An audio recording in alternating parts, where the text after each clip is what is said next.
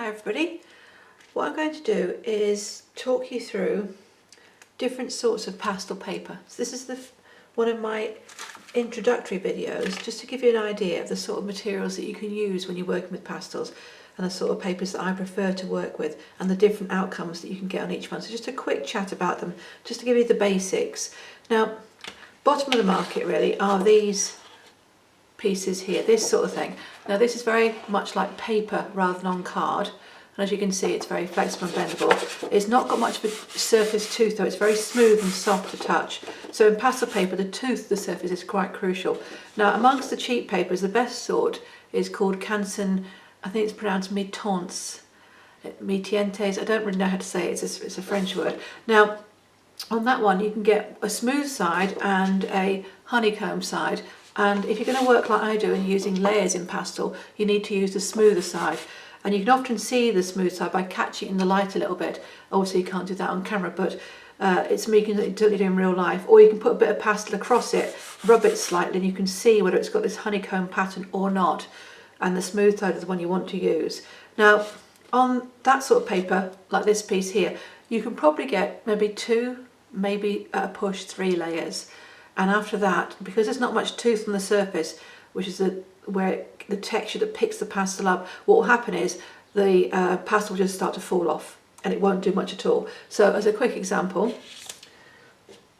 if I put on a little bit of this colour here and mix it with this one here, then I'm going to get a fairly decent mix, and it does grip the paper initially. As you can see there, so you've got a bit of grip happening and a bit of mark making on the surface. And that's 2 layers, but what you'll find is as you gradually add further layers,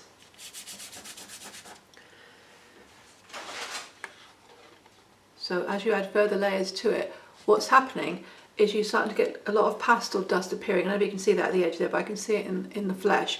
And what's happening there is it's scraping away the pastel underneath, and it's not actually adhering to the surface or to the other pastels because of the lack of tooth on the surface.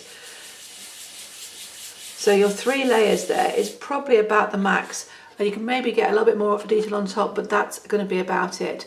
And when you start to draw detail over that, it will lack any kind of clarity. So I'll put some lines over it. Initially they're quite bold, but when you start to smudge things or move things around, it just all will start blurring out and you'll lose definition. So it's very hard to work with after 2 or 3 layers. But as I said, the Canson, if you're doing some sketching out and, you know, on plein air or something, and you want to get something done like that with a quick pad, then something like a Canson pad is probably okay. And it's certainly better than the De La Rowney Murano pastel paper, which is very lacking in tooth. Anyway, that's your basic paper, okay for a couple of layers, not good for anything more. Now the ones I also use are, well I don't use the cheap one, but I just use it as an example. I use 3 main papers. Now this one here is my go-to favourite. This is a white piece, but it comes in all different sorts of colours, as you can see these ones do as well.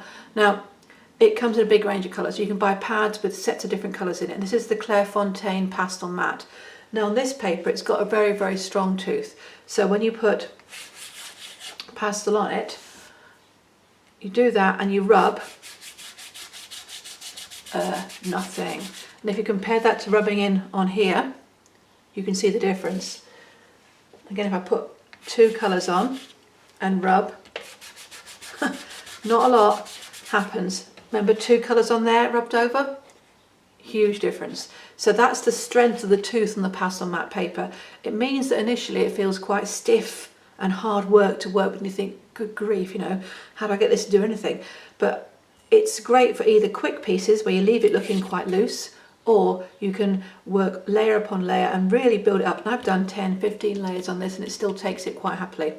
And you've got the option, of course, if it goes a bit wrong, you just dust it off a little bit and carry on. So you can build, take off, build again.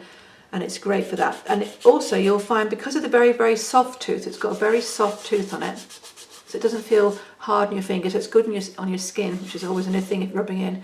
So it feels good that way, but also because it's got a very soft tooth, when you build your layers up and you want to get very precise detail over the top, you can see how sharp these edges are on these marks here, and they stay sharp, so you'll find you can get real clarity and sharp colours, sharp detail. So Pastel Mat is excellent for interesting skies like sunsets and so on, where you want to control where the colours go. Very useful for that, or things you've got bands of colour and detail you want to put on.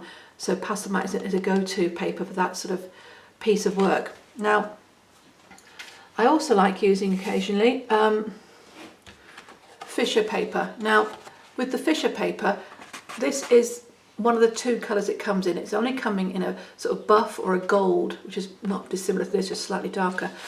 Handily, it says, upside down maybe there, Fischer on the back. Okay, now this is, can you hear that? It's extremely abrasive, and I've managed to clean my fingers quite easily there. It feels like 400 grade sandpaper basically, which is what it is, but the surface has been placed on with a waterproof backing, so that if you wet it you can use things like inks, watercolours and so on first, and then you can work over it. So it gives you options for different ways of working. So if I go with those two bits of colour again, now if you just contrast the two here, can you see, if I can get them both in the camera at the same time, so big bits of paper, but can you see how one looks rough and bumpy with a loose edge on it? This one here has got the very loose edges on it, where it's got definition here and there, but it's got patches where bits are missing and it's sort of looser looking, compared to the sharper edge on here. That's the difference in the tooth. The soft tooth may seem surprising, but the softer tooth gives you the sharper detail. So on this one you get the rougher detail, so you can leave it looking very rough, but again two colours over that, and then smudge. Obviously it's going to hurt my fingers a bit, but you see it smudges much more readily. So the rough surface smudges more easily, and so that makes it quite fun to work with when you're doing something very dramatic, like sort of stormy kind of feel, and you want something very loose to work with quickly. That will work quickly, and it's faster to produce on, so you can get 2 or 3 layers and blend very quickly. You might strip your fingers off, but he'll blend very quickly, compared to the 2 or 3 layers and then 4 or 5 layers before it blends on here. So it'll blend much more quickly on the Fischer paper, but what you'll find is it then lacks control. So if you want to then add detail and contrast over this, it will start to blur and it will lack focus. So it's not good when it comes to things like sunsets, where you've got bands of colour to worry about, or a seascape, for example, you're trying to do detailed foam or something. It won't like that. Okay, so good for expressive loose work, good for putting mixed media on it. So underneath this pastel work could be a watercolour and so on and so forth. Okay, so that's Fischer 400. Now the final paper that I use is Seinelier Pastel Card, and I've got 3 different colours here. Now it comes in various different shades, the same way that the Pastel Mat does. So this again is a rough surface, but it's not abrasive in the same way that the Fischer paper is. It's got a very strong texture, but it's a softness to it. It's a different way of working. Now with this paper, when you put a bit on the surface, what you'll find is you get a really even textured mark. So you've got a lovely textured surface and a lovely clean edge on it. So you can work building up mark making on this surface and leave it looking very loose. So you don't do blending on this paper. So it's good for quick pieces, it's good for expressive work, but it's not good for precision and detailed work, because you're going to, because of the rough, strong tooth, although you get some nice strong marks, what you'll find if you try and draw detail on it or you try and blend on it, you just get a very foggy picture that you lose the tooth. So you have to build up your layers quite rapidly and quite thinly, and then leave it. If you overwork it, unfortunately what happens is you fill this lovely textured tooth up and you just end up with a very soft, odd looking picture. It doesn't really look of anything particular, but it's really nice to work on, as you can see. And it's the important thing about this paper is the colour that it is does matter, because you'll see the paper colour coming through underneath. So you choose the right colour. This would be good for a seascape, for example, but this little thing, this sort of salmon, they call it salmon, it's lovely reddish pink. It's lovely to work on for things like greens and stuff, or for moorland scenes as well. So it's got a lovely deep colour coming through underneath. So that's great fun to work with. And this stuff comes in pads with the glassine paper in between. So the glassine paper is this stuff here. So this is very thin, shiny sheets, and it comes in the Pastel Mat or pastel card pads. So on this one, which is the Seinelier pastel card, what you'll find is you get sheets of it in between, which protects the surface, because this is quite a fragile surface to work with. And if you buy pads of the Clairefontaine Pastel Mat, you also get sheets of it in between, so that you can buy pads in different colours with this, and you can buy pads of all different sizes and different colours with this. I tend to buy the big sheets because it's cheaper buying big sheets, but then I have to buy the glassine in separate sheets as well.